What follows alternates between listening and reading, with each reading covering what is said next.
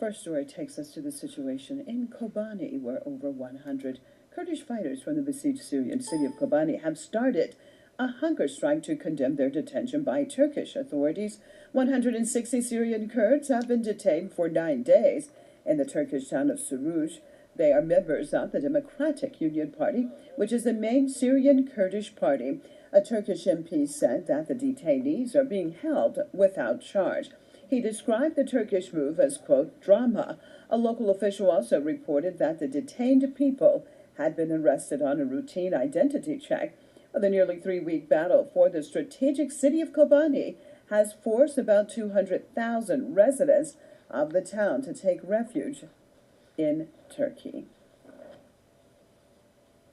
Crossing over to Atlanta, Georgia, joined by a member of the Veterans Today team, Mr. Jim W. Dean. Thanks so much for being with us. Well, tell me about the situation. What do you make of this now? We have Kurdish fighters actually trying to go on a hunger strike in order that the Turkish government would actually allow them to go back to Kobani. It seems extremely complex. Why doesn't Ankara allow these people to go and fight in their own town? Well, we have something that Ankara won't tell us, and that is they're actually supporters of ISIL. And I think as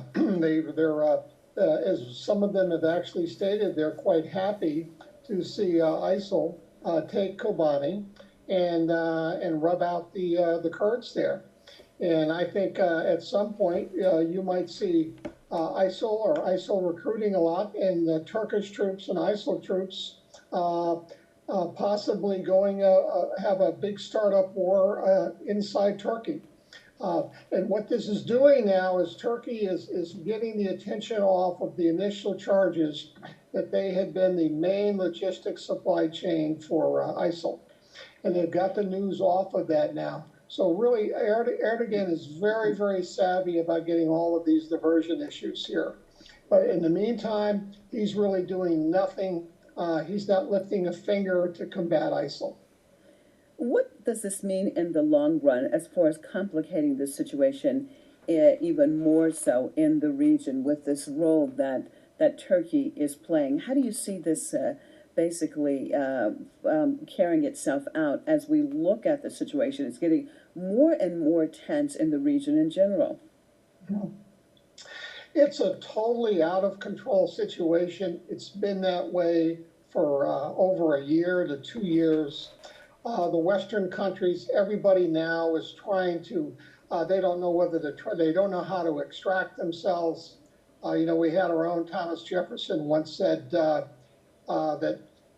when you're holding a wolf by the ears, you really want to let him go, but and on a second thought, you're kind of afraid to let him go. And that's the situation here. The Syrian war has turned into a disaster. They don't want to admit a defeat. Somehow they think there might be some way they still might be able to take Assad down, but to do that, they have to beat the Syrian people and the Syrian army, and they're not going to be able to do that. So the Gulf doesn't really know what they want to do, and Turkey now is coming in here thinking that they're actually holding more cards because the U.S. is going to them begging to be able to use their bases. So that's really kind of humiliated the U.S., and it just shows just a disastrous leadership on the part of the West, and everybody here is trying to exploit this situation to their own national benefit. All right, well, thank you so much for being with us from Veterans Today, Mr. Jim W. Dean out of Atlanta.